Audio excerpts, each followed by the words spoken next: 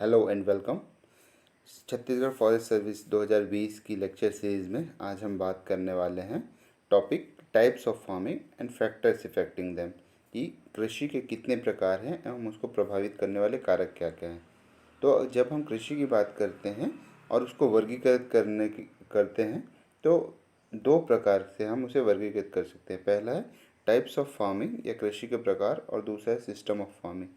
Type of farming में जब हम बात करें तो मुख्यतः 5 प्रकार यह अधिकतर हम देखने को मिलते हैं, जिसमें diversified, specialised, mixed, ranching and dry farming, उसके अलावा मैकेनाइज्ड एंड मार्जिनल फार्मिंग भी हमें देखने को मिलती है। और सिस्टम ऑफ फार्मिंग में जब हम बात करते हैं तो मुख्यतः कोऑपरेटिव, जिसमें कोऑपरेटिव जॉइंट, कोऑपरेटिव कलेक्टिव और अन्य प्रकार की होती, और peasant, state, capitalistic and contract farming, यह कुछ प्रकार है सिस्टम ऑफ फार्मिंग के। तो चलिए आगे बढ़ते हैं। अगर हम मुख्यतः बात करें टाइप ऑफ फार्मिंग और सिस्टम ऑफ फार्मिंग में क्या डिफरेंस है, तो मेजर डिफरेंस इसकी डेफिनेशन में नहीं पर इस पॉइंट्स में हमें मिलता है कि टाइप्स ऑफ फार्मिंग जब हम बात करते हैं तो टाइप्स ऑफ फार्मिंग में हम उसकी ओनरशिप के साथ में ऑपरेशनशिप ऑफ फार्मिंग की बात करते हैं। मतलब टाइप्स ऑफ फार्मिंग में स्वामित्व किसका है और किस प्रकार से कृषि की जा रही है, कॉम्बिनेशंस कैसे बनाए जा रहे हैं, उसमें बात होती है। परंतु सिस्टम ऑफ फार्मिंग में जब हम देखते हैं तो ओनरशिप और ऑपरेशनशिप दोनों की बात हम करते हैं, परंतु टाइप्स ऑफ फार्मिंग में हम इसकी बात नहीं करते हैं। चलिए, तो इस लेक्चर में जो हम देखने वाले हैं वो टाइप्स ऑफ फार्मिंग मुख्यतः देख रहे हैं। तो टाइप्स ऑफ फार्मिंग की जब हम बात करते हैं तो 5 टाइप्स ऑफ फार्मिंग्स हमें देखने को मिलती है, स्पेशल टाइप ऑफ फार्मिंग। तो जिसमें अगर आपको कोड की तरह याद रखना हो तो इस कोड को हम याद कर सकते हैं कि SDM DR, कोई SDM बना है और उसका DR रीज़न है। ठीक है, तो अगर इस तरह हमें याद करेंगे तो हमें आसानी होगी। तो इसमें 5 मुख्य है: specialised, diversified, mixed, dryland and ranching. ये हमारे 5 मुख्य प्रकार के system of types of farming है। ठीक है, तो स्पेशलाइज्ड फार्मिंग क्या है उसे देखते हैं। तो स्पेशलाइज्ड फार्मिंग जैसे नाम से ही स्पष्ट है, कुछ स्पेशल हो या कुछ विशिष्ट हो। तो विशिष्ट क्या है, जब हम किसी एक सिंगल इंटरप्राइज या सिंगल क्रॉप को लेते हैं अपने फार्म पे और उससे जो होने वाली इनकम है वो हमें क्या होती है, 50% से अधिक होती है, तो उसे हम स्पेशलाइज्ड फार्मिंग कहते हैं, है ना। इससे क्या फ़ायदे हैं, तो सबसे अच्छा हम यूज़ कर सकते हैं लैंड का, मैनेजमेंट आसान हो जाता है ना, हमें कम हथियारों की ज़रूरत पड़ती है, हमारी स्किल एक विशिष्ट क्रॉप के लिए बढ़ती है, एक लाइफ स्टॉक के लिए बढ़ती है ना, या फिर हम अच्छी मार्केटिंग कर सकते हैं क्योंकि हमारे पास एक सिंगल प्रोडक्ट है। डिसएडवांटेज क्या है या हानि क्या हो सकती है, अगर वह क्रॉप फेल हो जाती है, मौसम हमें साथ नहीं देता है, तो हमारा पूर्णतः नुकसान हो जाएगा।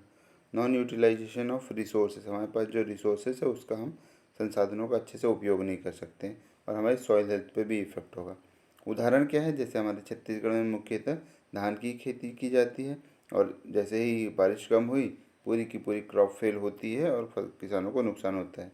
Sugar cane farming, tobacco farming, poultry कर सकते हैं, शीप कर सकते हैं, डेयरी कर सकते हैं, जो स्पेशल एक ही पे कॉन्सेंट्रेट हो। ठीक है, तो ऑब्जेक्टिव क्या क्या बन सकते हैं, जैसे हमारे छत्तीसगढ़ में बात हो कि धान की खेती किस प्रकार की खेती है ना, तो वो कौन सी होगी, स्पेशलाइज्ड खेती। साथ ही साथ जब एक किसान 50% इनकम एक सिंगल क्रॉप से अर्न करता है तो उसे किस प्रकार की खेती कहते हैं, तो उसे भी हम विशिष्ट खेती या स्पेशलाइज्ड खेती कहते हैं। ठीक, चलिए नेक्स्ट जब हम पढ़ते हैं, दूसरा है कि डाइवर्सिफाइड फार्मिंग। तो डाइवर्सिफाइड से ही मतलब है डाइवर्सिफाई कर रहे हैं उसे, बहुत सी चीज़ों में विभक्त कर रहे हैं।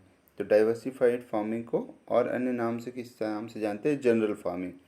ठीक, इसमें क्या होता है, इसमें क्या है, किसी भी एक सिंगल क्रॉप से 50% से अधिक लाभ नहीं होना चाहिए। मतलब 50% से कम लाभ एक क्रॉप से हो, तो इससे क्या होगा, अच्छे से अच्छा रिसोर्स का यूज होगा, साथ ही साथ रिस्क कम होगा, फार्म इनकम भी हमारी कंटिन्यूस होगी, है ना। डिसएडवांटेज क्या होगा, सुपरविज़न में थोड़ी दिक्कत आएगी, मतलब देख रेख में दिक्कत आएगी, है ना। इम्प्लीमेंट मशीनरी की ज़्यादा ज़रूरत पड़ेगी और साथ ही साथ हमें मार्केटिंग में भी दिक्कत आएगी। उदाहरण क्या हो सकते हैं, हम धान ले रहे हैं धान के साथ साथ हमने मुर्गी पालन भी किया है, पोल्ट्री भी किया है, साथ ही साथ में हमने कुछ गाय भी पाली है। तो कुछ हिस्सा हमारा क्रॉप से आएगा, कुछ पैसा कुछ हमारा डेयरी से आएगा, कुछ हमारा मुर्गियों से आएगा। तो इस तरह हमें अलग अलग तरह से लाभ प्राप्त होंगे। तो यह है डाइवर्सिफाइड फार्मिंग। ऑब्जेक्टिव किस तरह प्रकार के बन सकते हैं? डाइवर्सिफाइड फार्मिंग को और किस नाम से जाना जाता है?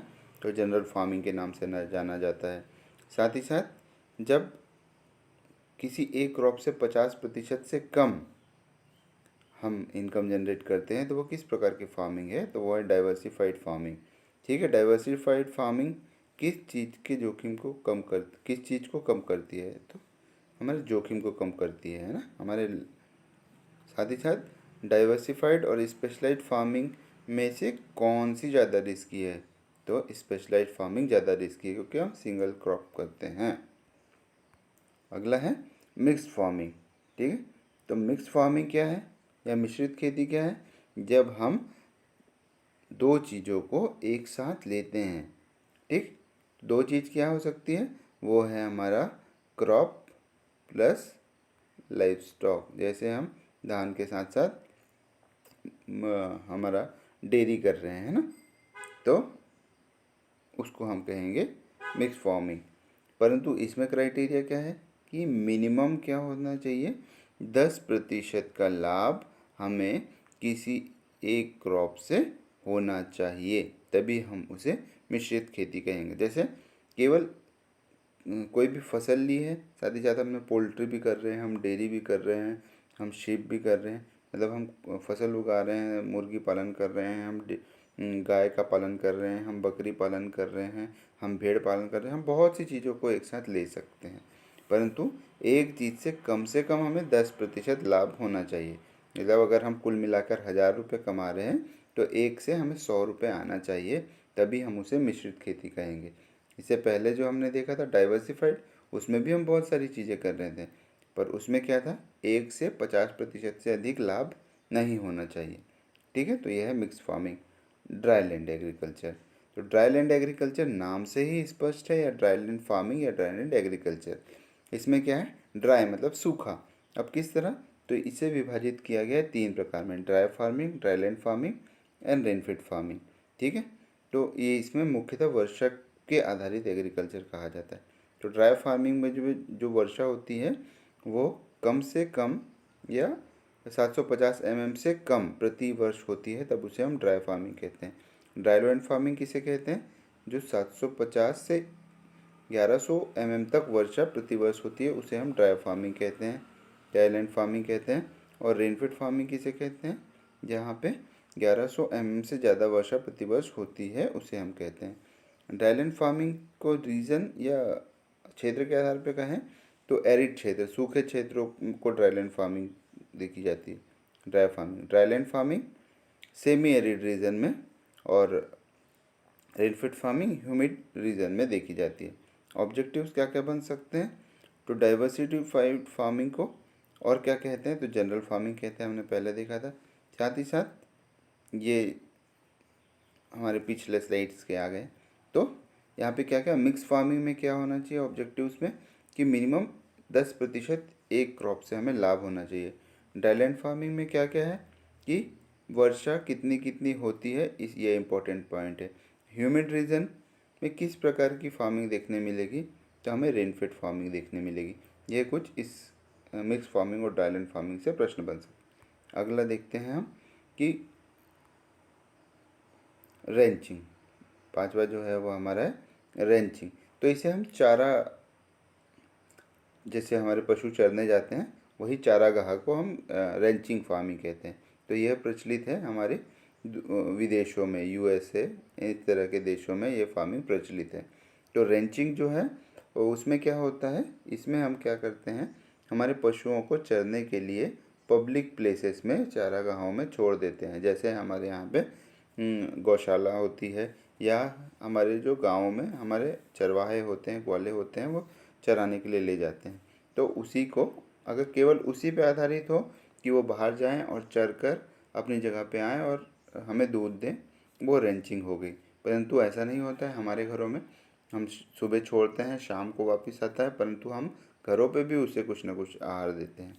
परंतु इस प्रकार की खेती यूएसए जैसे बड़े देशों में प्रचलित है। बहुत बड़े बड़े चारागाह होते हैं, वहीं पे उनका लालन पालन होता है, तो उसे रैंचिंग कहते हैं। ठीक है, तो इसमें प्रश्न बन सकता है कि रैंचिंग कैसे किस देश में प्रचलित है, तो यूएसए में।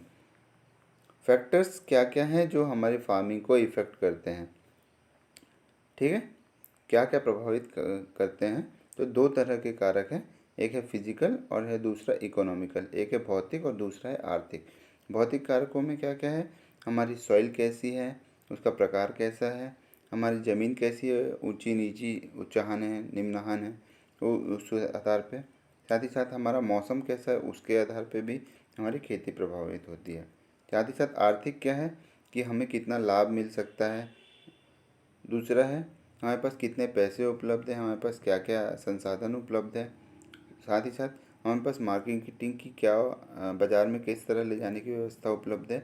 यह सब हमारे प्रभावित करने वाले कारक होते हैं। ऑब्जेक्टिव्स हमारे क्या क्या आ सकते हैं कि रेंचिंग फार्मिंग किसे कहते हैं, तो जब लाइफ स्टॉक्स को हम पब्लिक पॉस्चर्स पे, मतलब हमारे पशुओं को हम पब्लिक प्लेसेस पे चरने के लिए छोड़ते हैं, उसे ही रेंचिंग कहते हैं।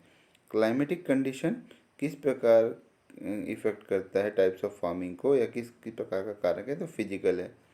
फंड्स अवेलेबिलिटी किस प्रकार का कारक है, तो इकोनॉमिक है ना। तो इस तरह के कुछ प्रश्न हमारे इस टाइप्स ऑफ फार्मिंग से बन सकते हैं। ठीक, तो आपको अच्छा लगा हो लेक्चर, तो आप इसे लाइक करें, शेयर करें और कमेंट करें, जो डाउट हो इनबॉक्स में।